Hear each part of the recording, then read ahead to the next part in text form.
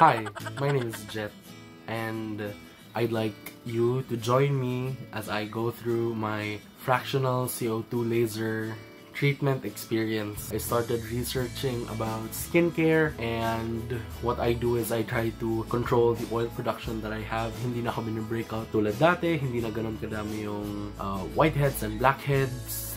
Bilang na lang yung acne ko, but the real struggle that I have right now is meron akong acne scars. So for a very long time, I think I've come into terms with the fact na hindi na mawawala yung hyperpigmentation brought by acne and yung acne scars ko. And though hindi na siya ganun kahalata unlike before, it's still there. Like, I've reached a point na yung mga at-home remedies won't really do much. So I did my research. And at first I considered doing dermal fillers, but apparently that's not what you should do. Pero as I go by and watch other people going through their acne scar journeys, I stumbled across this article that talks about fractional CO2 laser.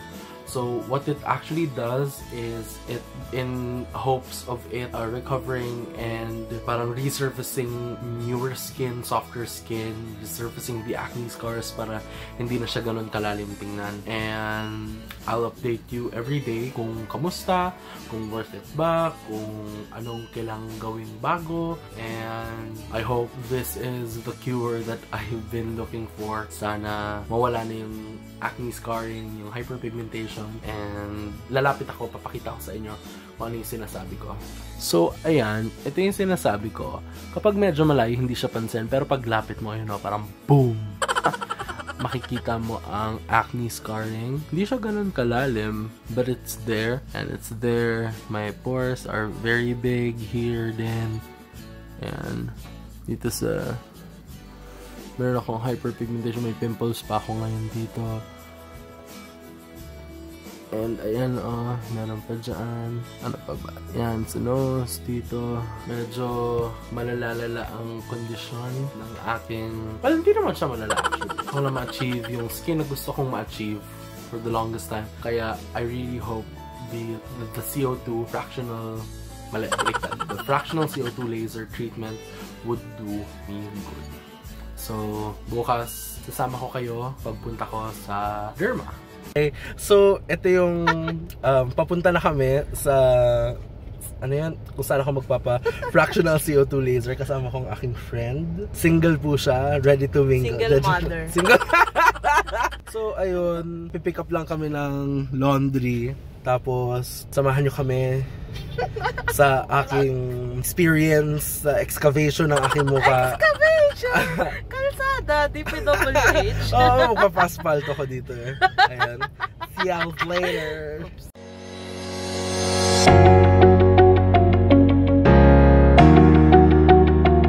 Ayan, nandito ako ngayon sa Simone Aesthetics. Yes, lalagyan ako ng anesthesia. I'm scared. I'm nervous. Ngayon nilalagay na ni Ate Daisy yung topical, ano tawag dyan? Anesthesia. EMLA. EMLA. Para hindi daw masakit kapag ginagawa na yung laser. So para wala na maramdaman. So 45 minutes ang nasa mukha. May massage. Kailangan yung mababad kasi. Tapos yung mismong treatment, mga 20 minutes lang daw. And linagyan ni ate ng clear cellophane. Cellophane ba tawag dito? Ito para hindi mag-evaporate yung anesthesia. Tsaka para hindi siya masakit. So mukha akong damami ngayon. Ayan ah. See. And so after 45 minutes na nakababad to, magsisimula na yung treatment. 30 minutes or more have passed. Tapos medyo lumalakas yung tingling sensation. Tapos nangangapal na yung labi ko. Ayan. So far, so good. Nandiyan pa rin siya. And mamaya, kapag gagawin na yung treatment, nasa kanya na yung camera. Hoy, kapag inano mo sa... Mukha ko lang ako gulo sa buong katawan, ha? Hate crime. May araw ka sa akin. Mamaya ka sa Miya ka sa akin. Ayan, tapos na po ako mag-marinate. Ito yung lechon na tinitake out mo sa Lydia's. Tapos, grabe ang kapal ng mukha ko. Kaya kapal ng feeling ng mukha ko. Literally. Oo. Pinatanggal na po ang anesthesia. Up close. Kailangan nila makita HD ang totoong kalagayan. Alam mo sa mom, meron na nga, di ba? Stop this nonsense. Kilala niyo ba si Uncle Fester? Siya yun. At si Mayor Lito Atienza.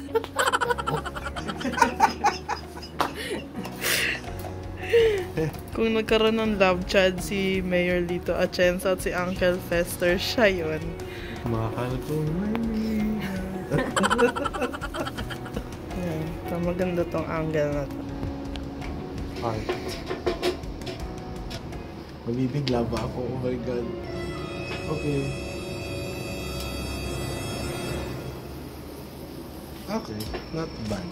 Not bad at all. May sunog lang na buhok. Wow! Siguro yung pain niya is currently a 3. How does it feel like? Talaga, yung iba, sakit na sakit pa sa noo. Parang tinutusok ka Na mainit. na mainit. Parang pumipitek or hindi. Parang ganon. Guys, may challenge ako sa inyo. Hanapin niyo nasan yung bait niya. May sunog lang.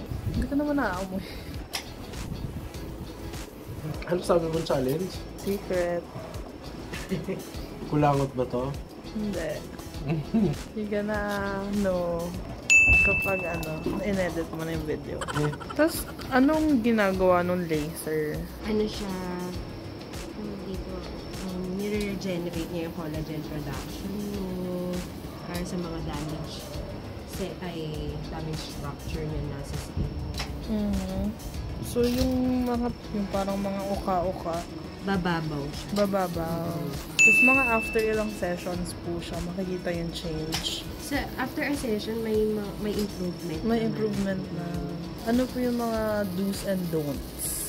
Sa first 24 hours, after 24 hours ka na pwedeng Basa. magbasa ng face. Mhm. Tapos, ito kasi, mas pinopromote namin yung natural healing. Yung iba kasi, may pinapapahid sila for 3 days. Pero kasi dito, sabi dito, mas maganda kung walang ilalagay mo. Okay, tumaas na yung pain. Naamoy ko na rin yung ano na yung pain niya. Yung kanina sa gilid, siguro 4 ay 5 na. Lalo na siguro under the eyes. May, kasi dun yung manipis yung buhok. Ay yung buhok, yung no. skin. May chicharon. Nasunog yung chicharon. So after po nito, pwede pa naman siyang lumabas or hindi talaga siya Pwede maarawan? naman, kung komportable ka pa rin naman na namumula yung face mo. Okay, hindi na ako masyadong nakakasalita kasi nafe-feel ko na rin yung pain. Pero, bearable siya. Kasi medyo mataas din naman ng pain tolerance ko. Nakikita ko yung marks. Oo. Hindi ko alam kung nahalata siya sa camera. Ayan na, ito yung marks. Ito. Visible na siya. I felt that. You felt it? Patanggalin na yung 3 floors ng baba niya.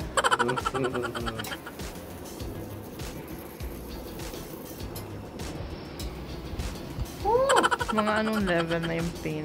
Yan, 6. Eh, yung sa may baba. 4? Tapos gano'ng katagal po yun bago mag-wear off? After an hour. Kasi 1 hour natin siyang binabad. So, pag tinanggal na natin siya, maximum of 2 hours. 2 hours lang naman pala, Jet eh. Kala ko whole day. Tapos pag nag-wear off na po ba yun, masakit pa rin yung face? Masakit yung face Yes, mo? mas maramdam niya na yung sakit. Yun Okay. talaga. Yung first 24 hours, yun talaga yung, yung feeling mo magkakalagnat ka. Oh my God. So, ano pong pwede kong gawin?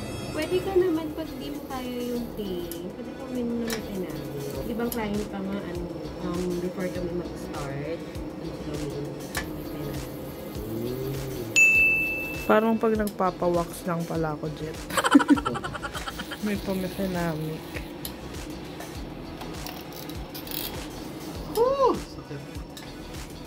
Hashtag tiis ganda. Umuusok-usok siya. masakit yung malapit sa ilalim ng mata. Eh, yun yung manipis yung skin eh. Mafe-feel mo individually yung laser na pumapasok sa skin mo. Yes. Yeah. So, talaga nagpa-penetrate.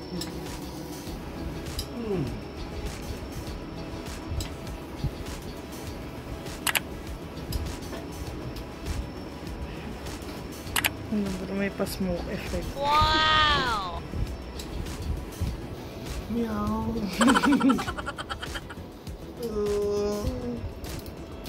Ilang weeks po yung pagitan per session? Ito po sir, mga 3 Anong level na yung pain mo, Jeff? Sa ilong ngayon. Weird. Weird lang yung feeling. Like, hindi siya gano'n kasi sakit katulad dun sa ilalim ng mata at sa gilid ng mata. Siguro mga 4. Wow! Yung sa ilalim ng mata, gaano kasakit? Ay, just ko. 7, 8. Ah, hindi pa naman pala 10 eh. Kaya pa. Huwag mo ko patawanin. Does it hurt when you're laughing? Hindi. Weird lang yung feeling. Parang ang tight ng mukha ko. Para ka Aztec. Oo. Ang problema, magkakrak balat ko.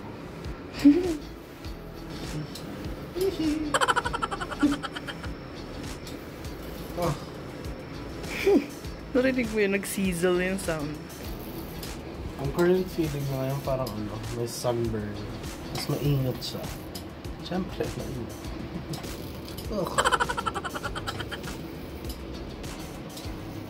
Tapos ano po yung advice na skincare after the procedure?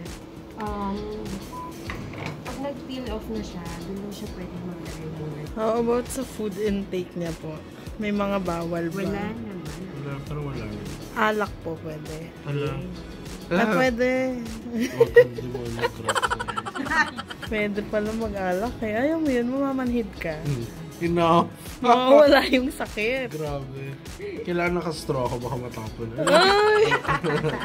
Ayaw mo yun, cocktail. Oh. Grabe. Pwedeng straw. So, ang tawag dito, guys, ano to? Calm before the storm. Miya to sa akin. Kakatapos lang namin, magpa-fractional CO2 laser. Ngayon, yung feeling niya mainit, para siyang prickly, tapos parang may grid yung mukha ko. Ayan, no? In fairness, hindi siya ganun kapula sir. Siguro kasi hindi ka naman talaga yung super puti. Ito nga pala si ate.